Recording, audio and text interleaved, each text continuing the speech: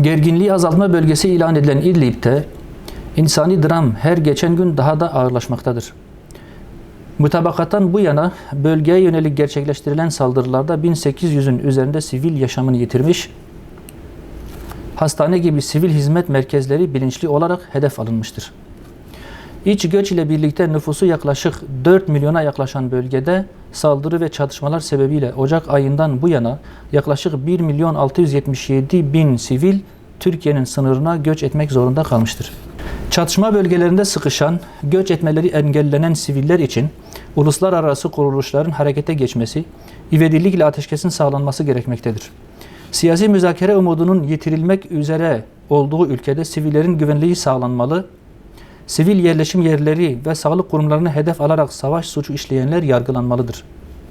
Aynı zamanda çatışma bölgelerinden kaçarak sınıra sığınan ve zorlu kış şartlarıyla mücadele eden siviller için uluslararası yardım kuruluşları harekete geçmeli, sivillerin yaşamsal ihtiyaçları tedarik edilmelidir. Aksi takdirde soğuk, salgın hastalık ve yetersiz gıda insani felaketlerin yaşanmasını kaçınılmaz hale getirecektir. Netanyahu'nun Türkiye ile diplomatik gerginlik yaşanmasına karşın bunun ticari ilişkilere yansımadığı ve aksine diplomatik gerilim sürecinde ticari ilişkilerin daha da arttığına ilişkin açıklaması bir gerçekliği ortaya koymaktadır. 2010 yılında Gazze'ye insani yardım götüren Mavi Marmara gemisi baskını ile ilişkiler bozulmuş, Türkiye tarafından işgal rejimine bir dizi bürokratik yaptırım uygulanmıştı. Ancak anlamsız bir şekilde 2016 yılında varılan anlaşma neticesinde Türkiye yargılama hakkından vazgeçerek işgal rejiminin katliamını aklamıştır. Türkiye, işgal rejiminin saldırılarına ve 100 yılın anlaşmasına yönelik bazı diplomatik tepkiler verse de ticari ilişkiler artarak devam etmektedir.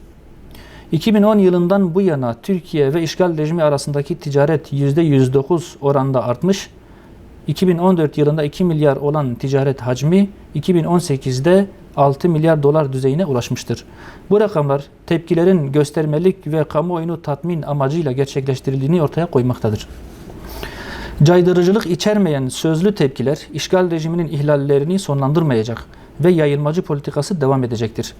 Barış anlaşması olarak lanse edilen ihanet planı, İslam ülkelerinin yöneticilerinin tavırlarından alınan cüretin neticesinde ilan edilebilmiştir. Türkiye başta olmak üzere tüm İslam ülkeleri işgal rejimiyle diplomatik ilişkilerin yanı sıra ekonomik ilişkilerini de sonlandırmalı ve terör devletini tanımaktan vazgeçmelidir. Müslüman kamuoyunun bu doğrultuda İslam ülkeleri yöneticilerine baskı uygulaması ihanet planının yürürlüğe konulmasının da önüne geçecektir. Sudan Egemenlik Konseyi Başkanı Abdülfettah el-Burhan ve işgal rejimi Başbakanı Netanyahu, Birleşik Arap Emirlikleri'nin organize etmesiyle Uganda'da bir görüşme gerçekleştirdi. 100 yılın ihanet anlaşmasının ilanından önce bölge ülkeleri ile normalleşme diplomasisi yürüten işgal rejimi Afrika ülkeleri ile de benzer bir diplomasi yürütmekte, siyasi ve ekonomik gücünü artırmaya çalışmaktadır.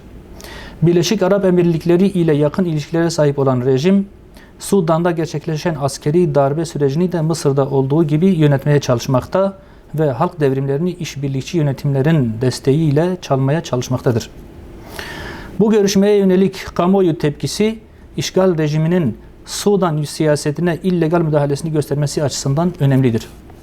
Suriye, Lübnan ve Irak'ta askeri operasyonlar gerçekleştiren ve siyasi süreci lehine çevirmeyi amaçlayan işgal rejiminin cüretkarlığı, İslam ülkelerinin sessizliğinden kaynaklanmaktadır. 100 yılın ihanet planının bölge ülkelerinin işbirliğiyle yürürlüğe konulması halinde işgal rejiminin bölgesel barış ve istikrarı tehdit eden faaliyetleri artarak devam edecektir. Bu nedenle Filistin direniş gruplarının tüm ihtilafları öteleyerek bir araya gelmeleri kaçınılmazdır. Bölge ülkelerinin ise işgal rejimiyle normalleşme adımlarını süratle sona erdirerek yayılmacılık politikasını durduracak adımları atması önemlidir. Bu doğrultuda Arap Birliği ve İslam İşbirliği Teşkilatı gibi kurumların öncü olarak aktif çalışma yürütmesi gerekir. İslam ülkeleri ihtilaflarını öteleyebilirse bu durum İslam dünyasının en temel meselesi olan Filistin sorununa odaklanabilmenin de önünü açacaktır.